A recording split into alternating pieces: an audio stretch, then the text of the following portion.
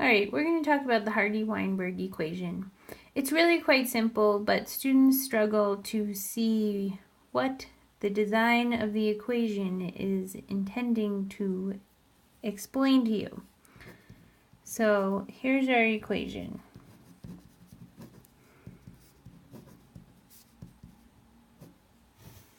Okay, what are P's and Q's? They are alleles, okay? If you have two of the same alleles, P squared, you have a homozygous situation, okay? Homo means same. These are lowercase, so let's say this is the homozygous recessive allele combination, okay? Now let's go over to Q squared. Let's change this to capital to help ourselves understand. Again, we have Q, Q. Two of the same alleles is a homozygous allele combination, and usually capital letters reflect dominant alleles, okay? So P squared and Q squared are showing you the homozygous combinations possible. Let's look at 2PQ. Okay, so here we have two different alleles, and we have two sets of them because they can be PQ or QP, okay? And that is why there's this integer 2 right here. All right, so that is the basic design of the equation. What we want to think about when we're running through the Hardy-Weinberg lab is, what are we doing? We are pulling out beans, and they represent alleles. When we pull out two beans at once, they're either going to be a pair of PPs, QQs, or some combo of PQ, and it doesn't matter if you pull Q or P first. So why does this equation equal 1? Okay, it equals 1 because 1 represents the total population that you're measuring, okay?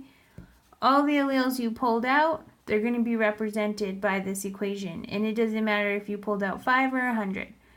5 of 5 or 100 of 100, in terms of frequency, is still 1. So you can also think of 1 as 100%, because what we're essentially saying here is that PQ, or P squared, is some percentage of the 100%. PQ is some percentage of the 100%, and so is Q squared, okay? So the idea here is that all the beans that you pull out, right, you're either going to pull two brown beans, two white beans, or a white and a brown bean, however you have them coded. When you figure out a frequency, the denominator is always going to be the total number that you pulled out, okay? And then the numerator is going to be either the PPs, the PQs, or the QQs, okay?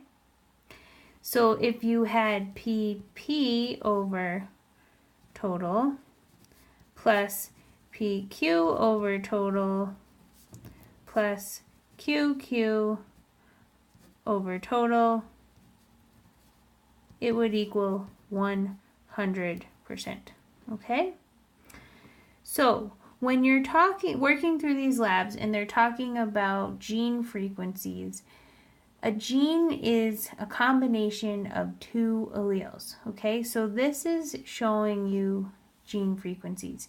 Now, if you're just pulling out one bean at a time, it's showing you an allele, and you might be asked, like, what's the allele frequency?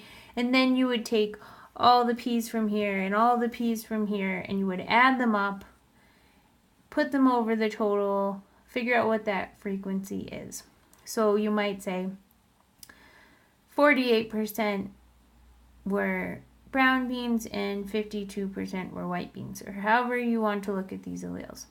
But remember that if you're talking about alleles, you're looking at just one thing, P or Q. If you're talking about gene frequencies, you're looking at a pair. PP, QP, QQ. Okay? Now, I know this is a very simple video. I've made lots of videos about Hardy-Weinberg in the past, but this is the one piece of technical advice that seems to come up every semester. So take a look, think it through, and ask me any questions while you're working through your lab.